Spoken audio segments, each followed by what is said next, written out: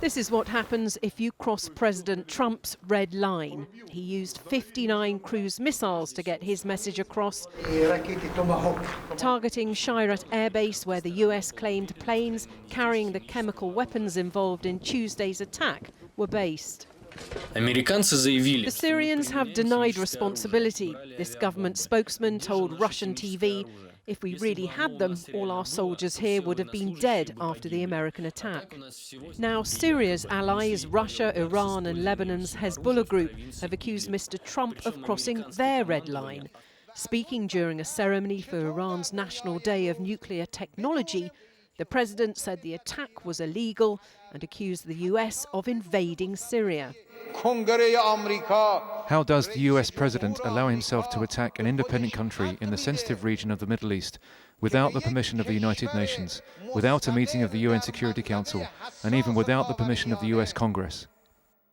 We're finished. This current crisis is a stark contrast to the climate of cooperation back in 2013. Russia and the US agreed a deal on the elimination of Syria's chemical weapons. UN inspectors oversaw the process, with President Assad supposedly in agreement. Tuesday's attack, which killed more than 80 people, many of them children, has left that 2013 deal in tatters, and the British blaming the Russians. Writing in the Sunday Times, the Defence Secretary Sir Michael Fallon said, "By proxy, Russia is responsible for every civilian death last week. If Russia wants to be absolved of responsibility for future attacks, Vladimir Putin needs to enforce commitments to dismantle Assad's chemical weapons arsenal for good." But the tone couldn't have been more different from the US Secretary of State. With talks in Moscow later this week, no doubt, in mind, his language was far more conciliatory. I don't draw conclusions of complicity at all, but clearly they've been incompetent. And perhaps they've just simply been outmaneuvered by the Syrians. The Foreign Secretary felt it best to leave any talking to the Russians up to the Americans. But his decision to cancel his trip to Moscow tomorrow has angered his hosts. In a tweet, the Russian embassy described it as deplorable, alongside a painting showing the charge of the Light Brigade, when British cavalrymen were slaughtered by the Russians in Crimea. This girl reads out the names of her relatives who died in the chemical attack on Khan Shaykhun. She lost 26 in total. Those in the family who survived feel the Americans have already lost interest in their future. The Trump attack is like a TV series mocking Syrians. For 24 hours, they talked about nothing but Syria. But today, there's nothing. As the two superpowers focus their minds on what happens next, the bombing continues. There was fierce shelling in the southern province of Deraa today. Rebels, Syrian government forces and the Islamic State are all fighting for territory here. Well, I'm joined now from Hawley in Surrey by the chair of the Foreign Affairs Select Committee, Crispin, and via internet from Moscow in a moment or two by Dmitry Babich from Sputnik News.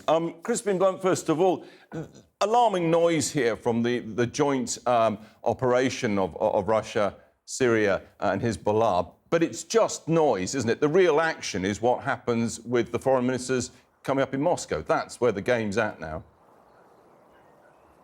No, that's correct. And what they're allowing to happen is a confusion about two things. The American action was solely about the breach of the Chemical Weapons Convention.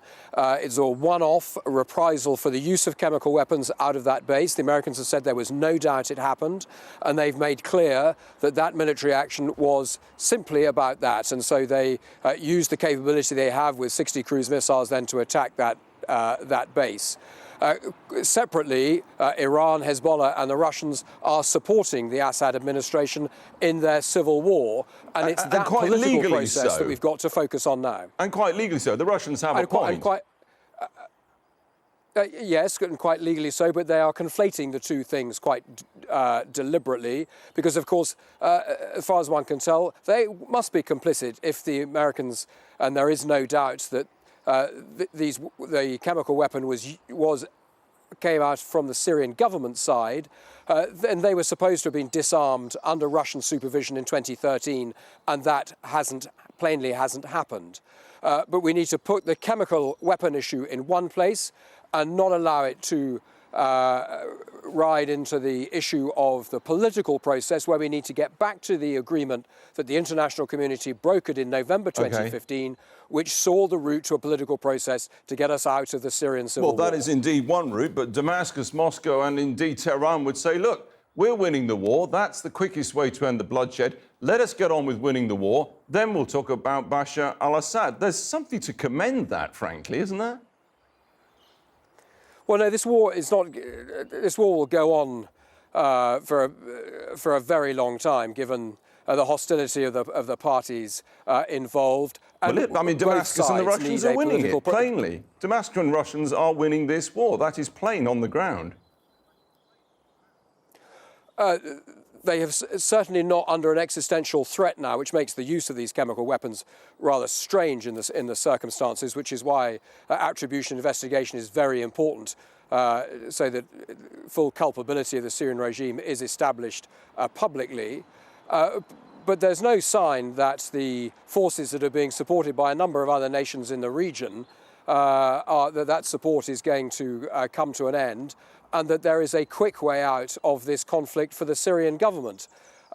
They need a settlement just as much as the rebels on the ground do. Right. And we need to get back to a political process. And the only caution to be said here about the international community is that we don't overreach in terms of our ask and our statement about the future of Assad. That must be a question for the Syrian people. Well, indeed, that point's taken. But is Michael Fallon right that the Russians are by proxy guilty if, and we don't know for sure, if indeed it was Damascus that mounted a siren attack, because Russia simply supports militarily A to Z Damascus?